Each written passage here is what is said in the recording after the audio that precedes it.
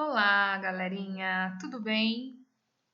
Muito bem, estamos aqui para mais um semestre juntos e nós vamos estudar sobre funções inorgânicas. Como diferenciar as funções inorgânicas? Quando você olha para uma fórmula, como saber a qual função orgânica pertence? Antes de mais nada, nós vamos trabalhar com 4 funções inorgânicas, que são ácidos, bases, sais e óxidos, ok? Então, quando eu bato o olho numa fórmula, como é que eu sei que é um ácido? Como eu sei que é uma base, um sal ou um óxido, ok? Então, esse é o objetivo dessa videoaula, é aprender a diferenciar uma função da outra, ok? Então, nós vamos começar aqui pelos ácidos. O que é um ácido? Nós vamos utilizar a definição de Arrhenius, ok? Segundo Arrhenius, ácido é toda substância que em meio aquoso, ou seja, quando você coloca na água, libera o íon H+ como único cátion, ok? Então, essa é a definição de ácido. É toda substância que em meio aquoso libera íons H+ como único cátion.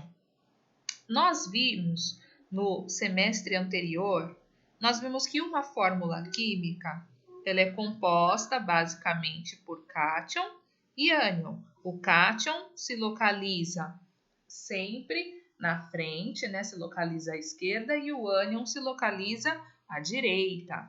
O cátion é positivo, o ânion negativo, né? Nós vimos assim, basicamente, essa formulação, ok? Então, segundo Arrhenius, ácido é toda substância que em meio aquoso libera H+ como único cátion. Logo, quando nós temos uma fórmula de ácido, o hidrogênio ocupa a posição de cátion, ok? Então, nós temos o hidrogênio na posição do cátion e esse hidrogênio está ligado a um ânion qualquer. Aqui nós vamos colocar o X, esse X seria a atomicidade, ok? A quantidade de íons hidrogênio. Então, a fórmula geral para um ácido é HXA, ok? Em que H é o hidrogênio, X a atomicidade e o A está representando um ânion qualquer, ok? Por exemplo, nós temos como exemplo o ácido clorídrico, HCl. Então, nós temos o hidrogênio na posição do cátion e o cloro na posição do ânion. Mais um exemplo, H2SO4. Então, nós temos aqui ó, o hidrogênio na posição do cátion e o grupo sulfato, que é o SO4, na posição do ânion, ok? Então, olha só, ácido, você vai ter o hidrogênio na posição do cátion, ok? Mais uma função, nós temos as bases. Segundo Arrhenius também, vamos utilizar também a definição de Arrhenius. Mais para frente nós veremos outras definições, como de Lewis e Bronsted e Lowry, ok? Mas neste momento nós vamos trabalhar apenas com a definição de Arrhenius. Segundo Arrhenius, base é toda substância que quando você coloca em água, quando em meio aquoso, libera íons OH- como único ânion, ok? Então, quando nós temos a base, nós temos a liberação de íons OH- como único ânion quando essa base é colocada em água. Então, partindo do mesmo princípio que nós acabamos de ver em relação aos ácidos, então nós teremos, né? Então, na fórmula nós temos cátion e ânion. Então, na posição do ânion, nós teremos a hidroxila ligada a um cátion qualquer, ok? Vou colocar aqui.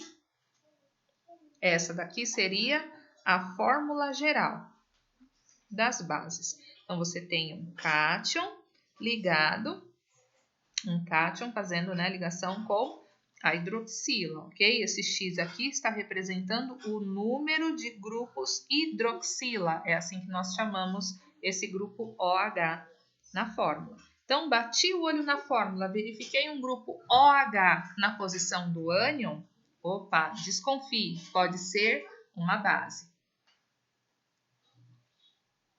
Mais um grupo. Sal ou sais.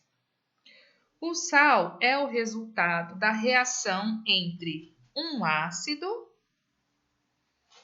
e uma base, ok? Então, toda vez que nós reagimos um ácido com uma base, nós formaremos sal e água, ok?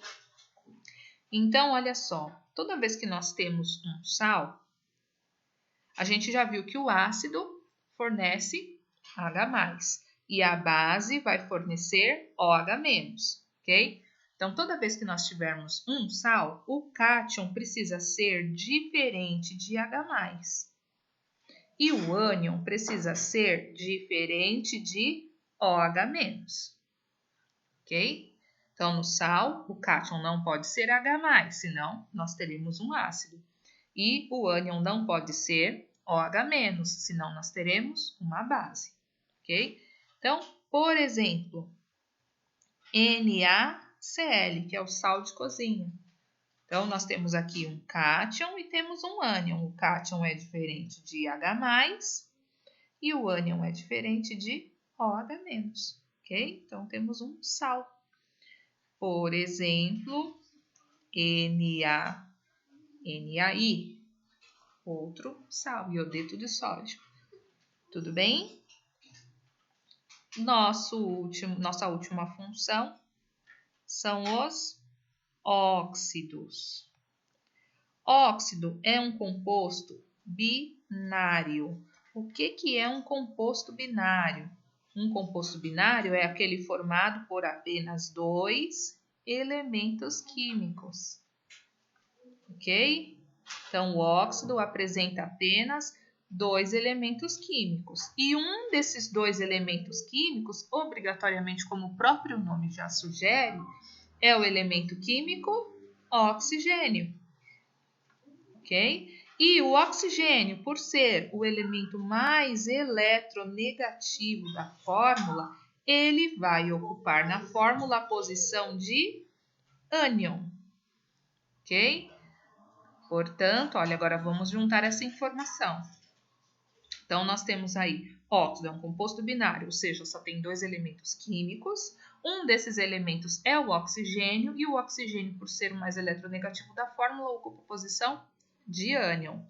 Portanto, olha só, nós temos então um elemento químico qualquer, ok? E temos o oxigênio na posição do ânion. O X e o Y estão representando a atomicidade, a quantidade, o índice, né? A quantidade do elemento e a quantidade de oxigênios presentes na fórmula, ok? Então, essa daqui seria a fórmula geral dos óxidos. Então, por exemplo, um exemplo de óxido poderia ser o CO2, poluente do ar, dióxido de carbono. Okay? Então, nós temos apenas 2 elementos químicos, o carbono e o oxigênio, certo? O oxigênio está na posição do ânion. Mais um exemplo poderia ser o Li2O,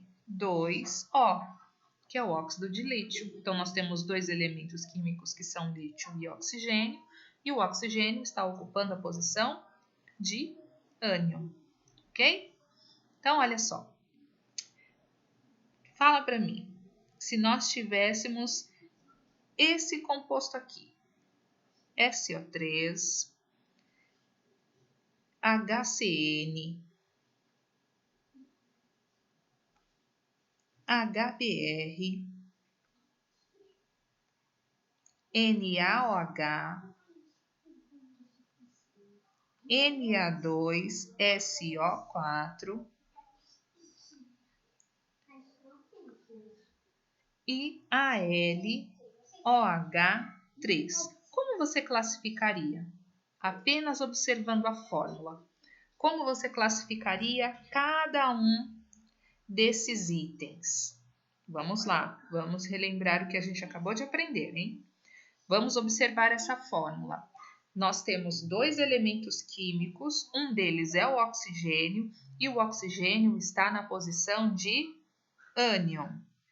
Portanto, isso daqui é um óxido, ok? HCN. HCN, nós temos aqui o hidrogênio como cátion e o cianeto como ânion. Então, se nós temos o hidrogênio na posição do cátion, nós temos um ácido. HBr, nós temos aqui ó, o hidrogênio na posição do cátion e o bromo na posição de ânion. Então, olha só, aqui nós temos um ácido, muito bem. NaOH, nós temos o sódio como cátion e a hidroxila, que é o OH-, como ânion. Então, hidroxila na posição de ânion, nós temos uma base, certo? Na2SO4. Professora, esse é mais difícil, hein? Opa, peraí, olha só, o oxigênio está no final da fórmula. Será que ele está na posição do ânion? Acho que isso é um óxido. Será que isso é um óxido? Vamos relembrar o que é um óxido. Um óxido é um composto binário, ou seja, só tem dois elementos químicos.